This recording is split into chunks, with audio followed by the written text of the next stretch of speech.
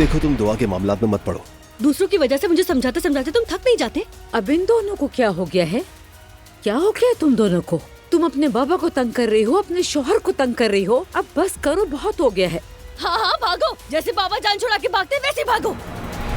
क्या यहाँ से भगाना चाहती हो इस घर के सारे मर्दों को तुम? अम्मी बेहतर है कि मुझे कुछ समझाने की बजाय पहले अपने शौहर को देखिए। क्या आप सच सुनने के लिए वाकई तैयार है अम्मी? बाबा आपको धोखा दे रहे हैं। जानती है बाबा किसके लिए धोखा दे रहे हैं आपको?